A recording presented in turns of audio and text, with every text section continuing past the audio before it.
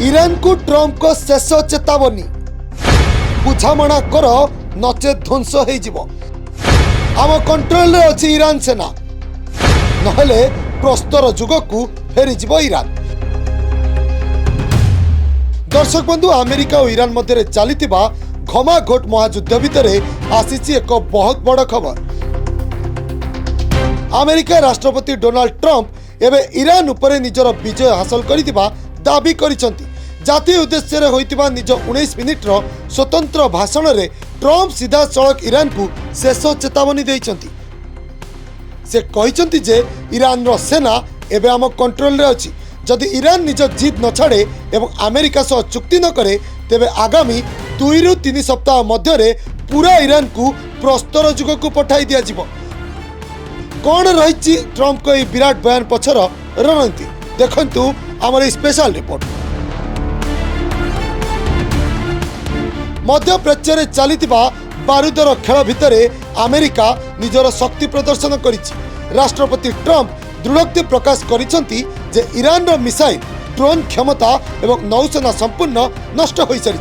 America military रो घन घन आक्रमण फल ईरान रो सामरिक शक्ति वर्तमान पंगु हो जाइछि। सेमानक सेना एवं अमेरिका नियंत्रण में रही एवं अमेरिकार मिलिटारी ऑपरेशन तार मुख्य लक्ष्य हासिल करने को जाउछि बोली ट्रम्प छाती ठोकी घोषणा करिसंती। तेबे ट्रम्प को भाषण सबुठु भयंकर अंश थिला तांकर खोला चेतावनी। ट्रम्प स्पष्ट करिसंती जे जदि ईरान बुझामणा टेबुल को न आसे तेबे आगकू परिस्थिति अति भयावह हेबो। आगामी 2 ରୁ 3 सप्ताह मध्य अमेरिका ईरान उपर एमिति विनाशकारी आक्रमण करिबो जा ईरान रो समस्त विद्युत केन्द्र एवं भित्तिभूमि को धूलिसात करदेव। ट्रम्प को भाषा में कहबाकू गले से माने ईरान को सीधा सड़क पाषाण जुग बा स्टोन एज को ठेली देबे।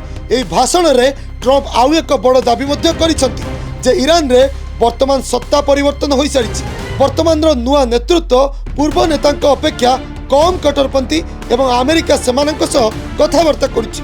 तेणु एक बुझामणार आशा रही किंतु अमेरिका बिना शर्त किंवा निज आभिमुख्य न हटी यही डील करने को चाहूँगी। ट्रम्प को हुंकार सारा विश्व को स्तब्ध कर देछि। बिना चुक्ति रे युद्ध बंद करने को ट्रम्प नाराज। वर्तमान बल ईरान कोर्ट रे से अमेरिका सह बुझामणा करिबो ना ध्वंस आड़कू आगेइबो ताहा केवल समय ही कहबो। ब्यूरो रिपोर्ट समाज live. Prime scholars Gurukul, prime scholars Gurukul, एक ख्वाहिश है मन में मिल जाए आसमां। एक ख्वाहिश है मन में मिल जाए आसमां। ये जिंदगी जो दिया रब तेरा शुक्रिया, चुनना है जो तारों को नहीं